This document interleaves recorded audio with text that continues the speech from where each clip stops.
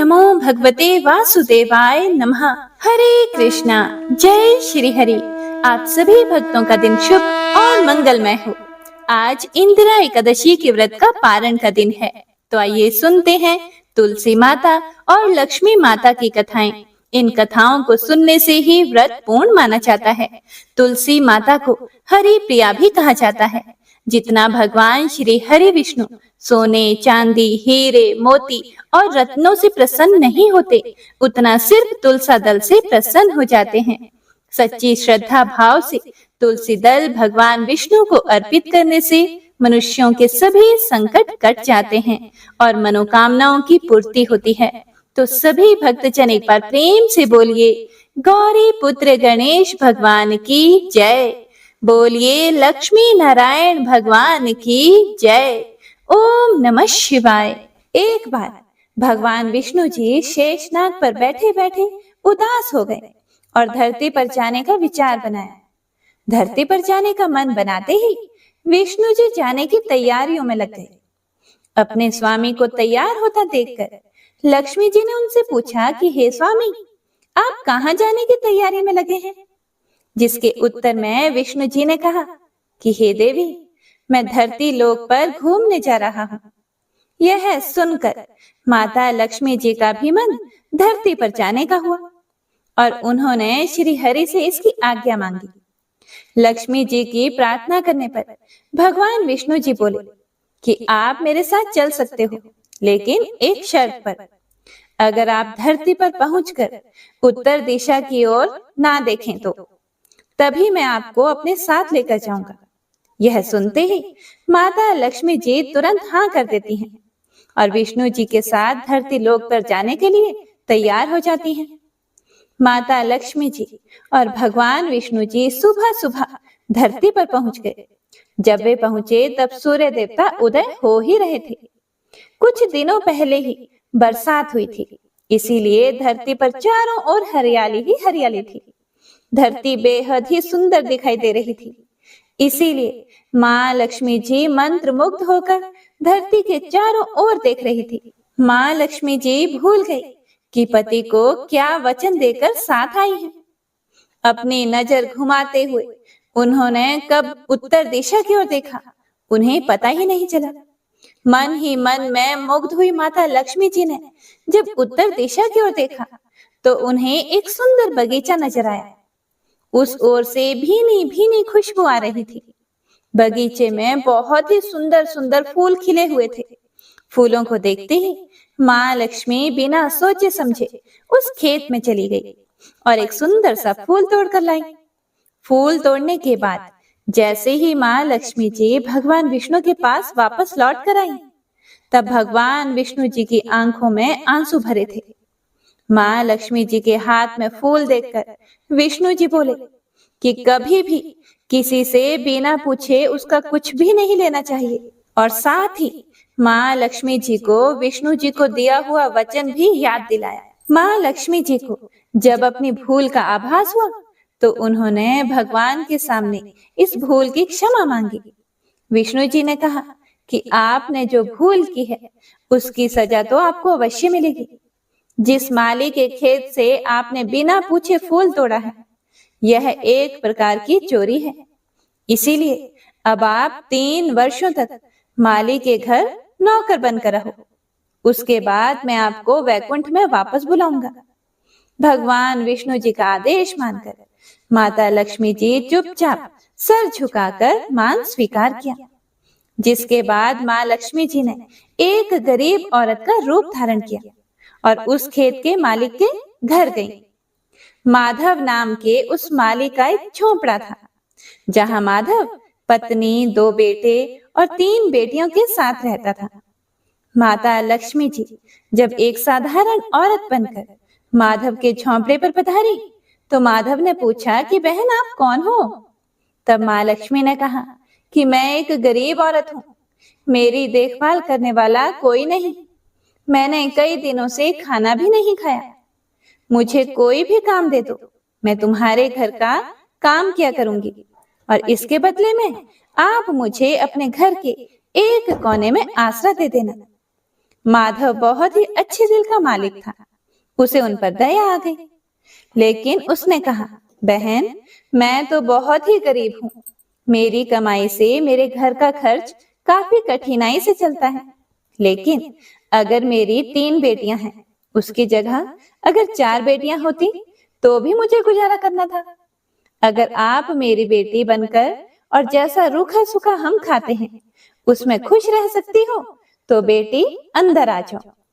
माधव ने माँ लक्ष्मी जी को अपने झोंपड़े में शरण दे दी और माँ लक्ष्मी जी 3 साल तक उस माधव के घर पर नौकरानी बनकर रही।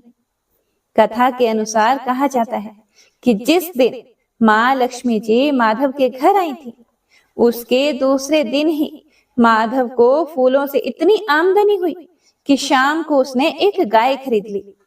फिर धीरे धीरे माधव ने जमीन खरीद ली और सबने अच्छे अच्छे कपड़े भी बनवा लिए। कुछ समय बाद माधव ने एक बड़ा पक्का घर भी बनवा लिया। माधव हमेशा सोचता था कि मुझे यह सब इस महिला के आने के बाद ही मिला है। इस बेटी के रूप में मेरी किस्मत आ गई है। एक दिन माधव जब अपने खेतों से काम खत्म करके घर आया तो उसने अपने घर के द्वार पर गहनों से लदी एक देवी स्वरूप औरत को देखा। जब वह पास गया तो उसे आभास हुआ कि यह तो मेरी मुंह बोली चौथी बेटी यानी वही औरत है। कुछ समय के बाद वह समझ गया कि यह देवी कोई और नहीं बल्कि स्वयं माँ लक्ष्मी जी है। यह जानकर माधव बोला कि हे माँ, मुझे क्षमा कर दो। हमने आपसे अनजाने में ही घर और खेत में काम करवाया। हे माँ, यह हमसे कैसा अपराध हो गया। माँ, हम सबको माफ कर दो। यह सुनकर माँ लक्ष्मी जी मुस्कुराई और बोली कि हे माधव, तुम तो बहुत ही अच्छे और दयालु व्यक्ति हो। तुमने मुझे अपनी बेटी की तरह रखा, अपने परिवार का सदस्य बनाया।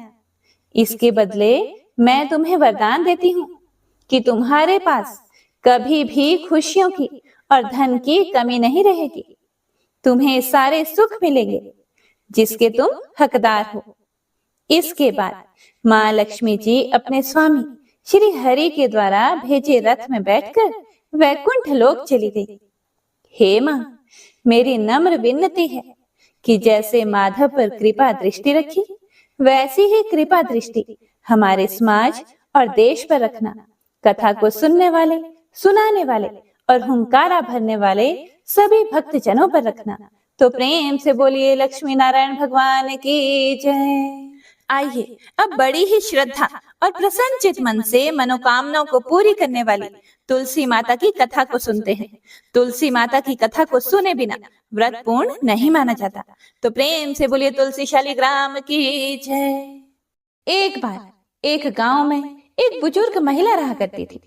वह प्रतिदिन पूजा पाठ किया करती थी।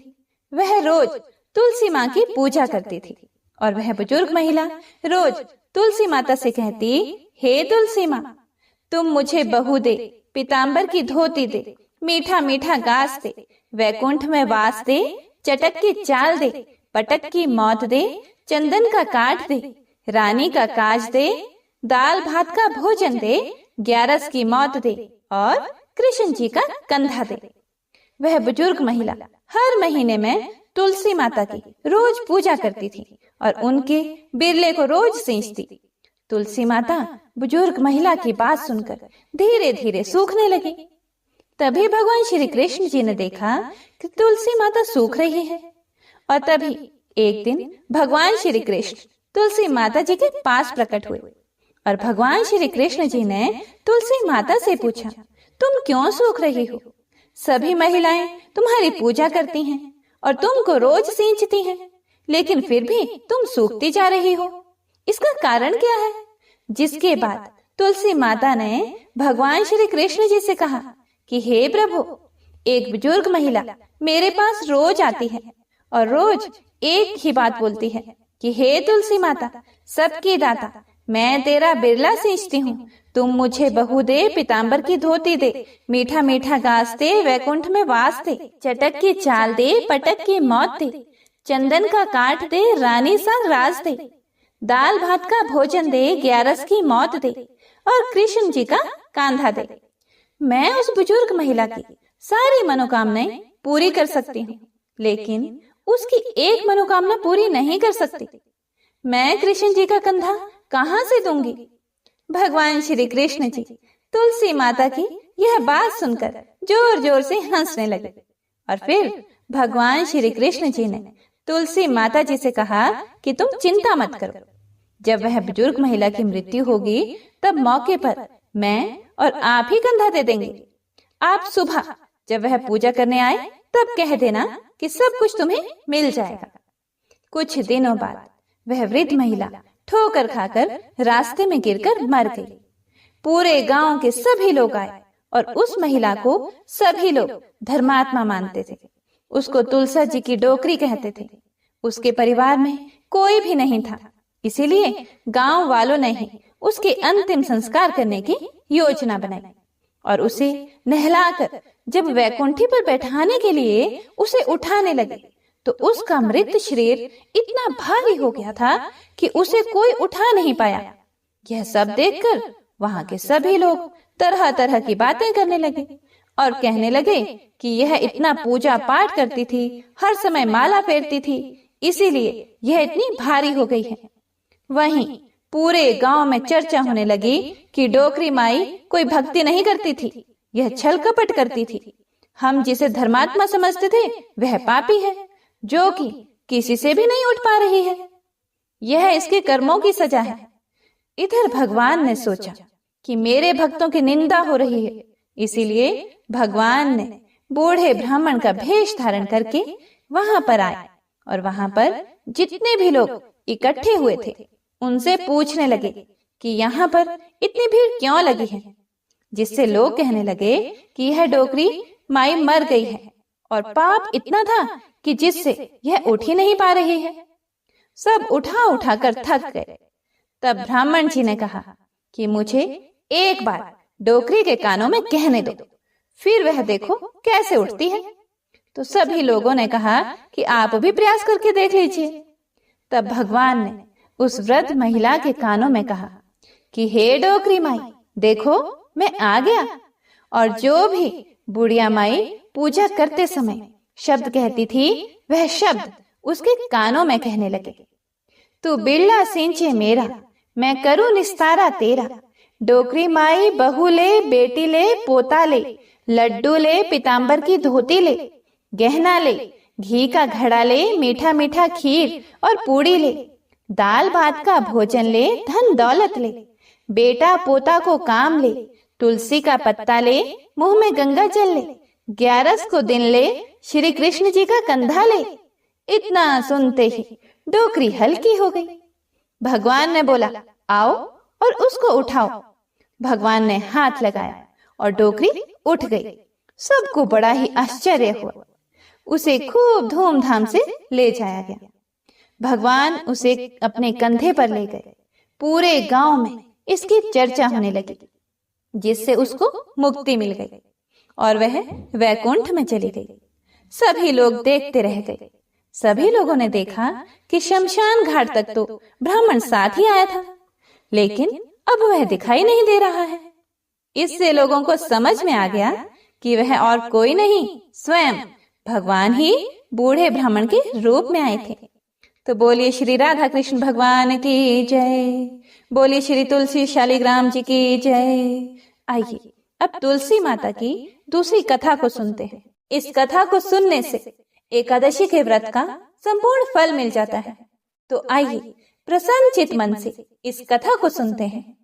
कथा के अनुसार एक कुटुंब में ननंद तथा भाभी साथ में रहते थे। ननंद का विवाह अभी नहीं हुआ था। वह तुलसी के पौधे की बहुत सेवा किया करती थी, लेकिन उसकी भाभी को यह सब कुछ बिल्कुल भी पसंद नहीं था। जब कभी भी उसकी भाभी को अत्यधिक गुस्सा आता तब वह उसे ताना देते हुए कहती कि जब तुम्हारा विवाह होगा तो मैं तुलसी ही बरातियों को खाने को दूंगी और तुम्हारे दहेज में भी तुलसी ही दूंगी। कुछ समय बीत जाने पर ननंद का विवाह पक्का हुआ। विवाह के दिन भाभी ने अपने कहे अनुसार, मतलब जैसा कि वह हमेशा बोला करती थी कि तुम्हारे विवाह में बारातियों को तुलसी ही खाने को दूंगी और दहेज में भी तुलसी ही दूंगी, तो भाभी ने बारातियों के सामने तुलसी का गमला फोड़ दिया और बारातियों को उसे खाने के लिए कहा। तुलसी माता की कृपा से वह फूटा हुआ गमला अनेकों स्वादिष्ट पकवानों में बदल गया। भाभी ने गहनों के नाम पर तुलसी की मंजरी से बने हुए गहने पहना दिए और वे भी सुंदर सोने जवाहरात में बदल गए। भाभी ने वस्त्रों के स्थान पर तुलसी का जनेऊ रख दिया और वह रेशमी तथा सुंदर वस्त्रों में बदल गया। जब ननंद ससुराल पहुंची तो उसके ससुराल में उसके दहेज की बहुत प्रशंसा की गई। जब यह बात भाभी के कानों तक पहुंची तो उसे बड़ा ही आश्चर्य हुआ। उसे अब तुलसी माता की पूजा का महत्व समझ में आया। भाभी की एक लड़की थी। वह अपनी लड़की से कहने लगी कि तुम भी तुलसी की सेवा किया करो, तुम्हें भी बुआ की तरह फल मिलेगा। वह जबरदस्ती अपनी बेटी से तुलसी माता की सेवा करने को कहती, लेकिन लड़की का मन तुलसी सेवा में नहीं लगता था। लड़की के बड़े होने पर उसके विवाह का समय आ गया। तब भाभी सोचती है कि जैसा व्यवहार मैंने अपनी ननंद के साथ किया था वैसा ही मैं अपनी लड़की के साथ भी करती हूँ, तो यह भी गहनों से लद जाएगी और बारातियों को खाने में पकवान मिलेंगे। ससुराल में इसे भी बहुत इज्जत मिलेगी।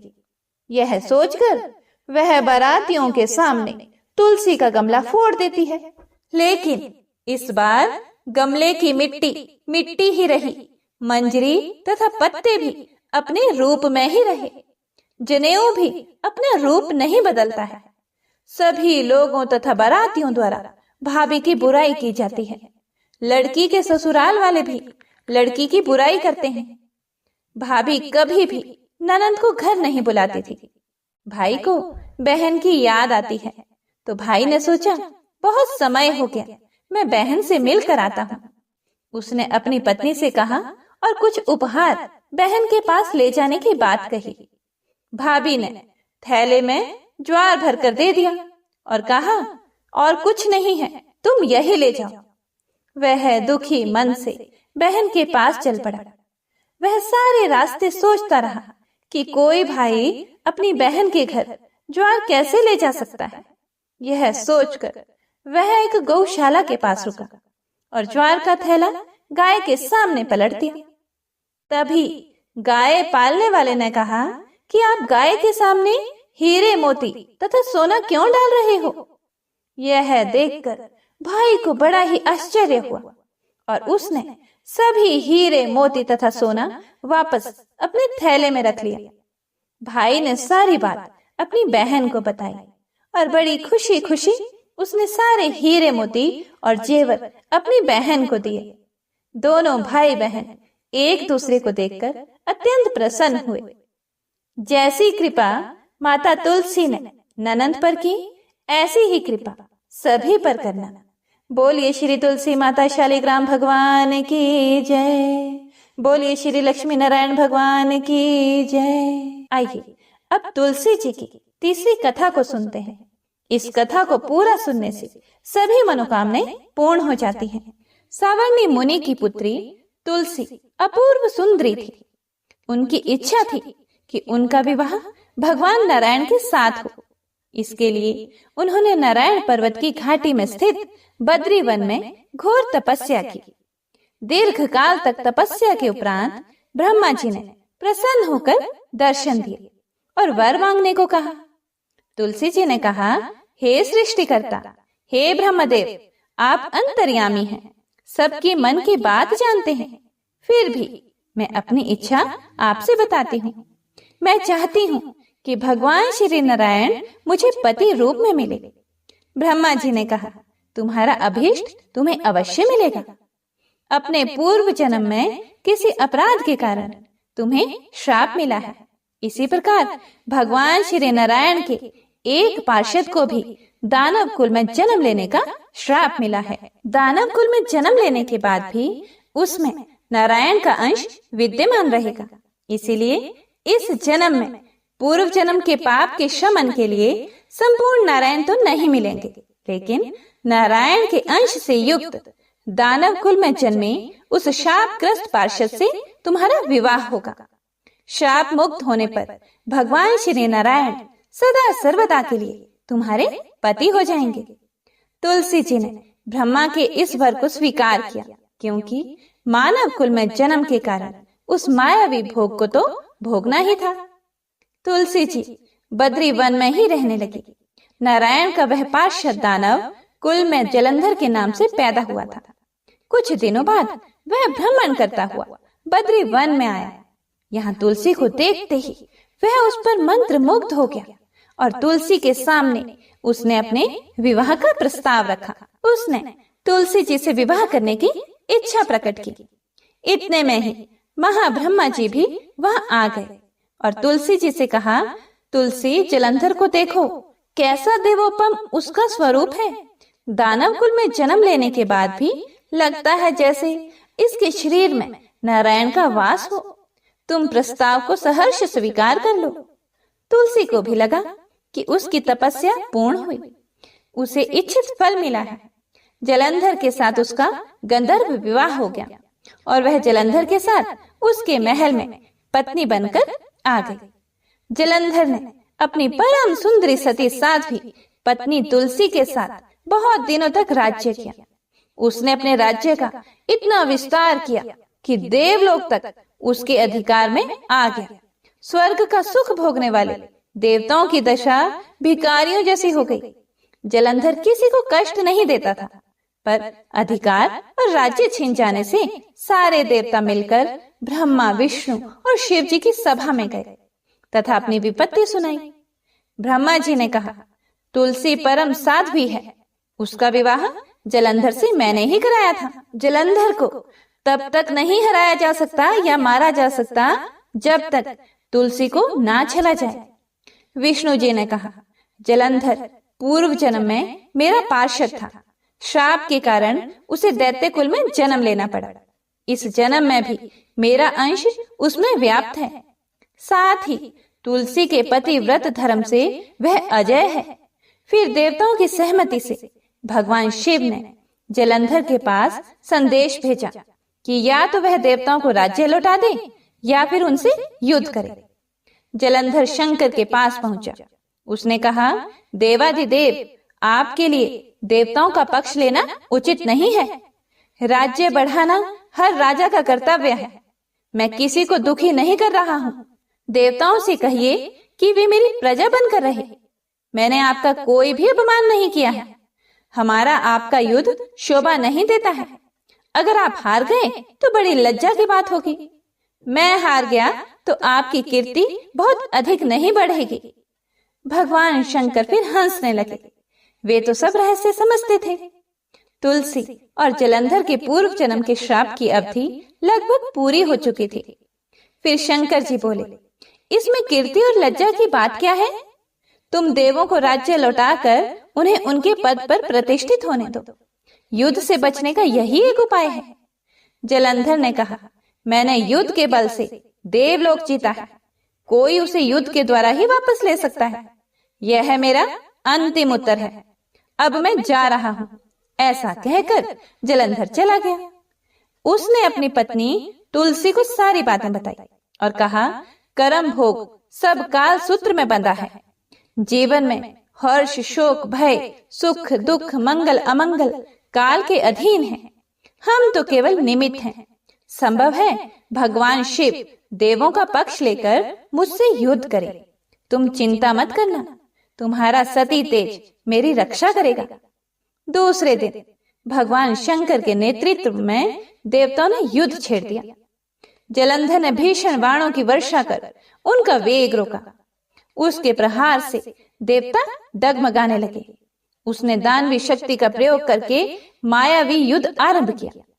युद्ध स्थल पर वह किसी को भी दिखाई नहीं देता था, पर उसके अस्त्र शस्त्र प्रहार कर देवों को घायल कर रहे थे। देवगण अपने अस्त्र चलाएं तो किस पर चलाएं, क्योंकि कोई शत्रु सामने था ही नहीं। कई दिनों तक इस तरह भयंकर युद्ध चला। जलंधर पराजित नहीं हुआ। तब शिव जी ने विष्णु से कहा, विष्णु कुछ तो उपाय करो, अन्यथा मेरा तो सारा यश मिट्टी में मिल जाएगा। विष्णु जी ने सोचा, बल से तो जलंधर को हराया नहीं जा सकता, इसीलिए छल का सहारा लेना ही पड़ेगा। उन्होंने तुरंत अपना स्वरूप जलंधर जैसा बनाया और अस्त्र शस्त्र से सुसज्जित हो तुलसी जी के पास पहुंच गए। बोले, प्रिय, मैं युद्ध जीत गया। सारे देवता भगवान शंकर समेत हार गए। इस खुशी में आओ, मैं तुम्हें अपने अंग से लगा लूं। पति को प्रत्यक्ष खड़ा देखकर तथा विजय का समाचार सुनकर वह दौड़कर मायावी जलंधर के गले से लिपट गई। इस प्रकार पति पत्नी दोनों ने आलिंगन होकर खूब खुशी मनाई। पर पुरुष के साथ इस प्रकार के व्यवहार से उसका सती तेज नष्ट हो गया। उसका सती तेज जो जलंधर की कवच के रूप में रक्षा कर रहा था, वह कवच नष्ट हो गया। जलंधर शक्तिहीन हो गया। यह जानते ही भगवान शंकर ने अपने त्रिशूल से प्रहार किया। त्रिशूल के लगते ही जलंधर जलकर भस्म हो गया। जलंधर के मरने को जानकर विष्णु अपने असली रूप में आ गए।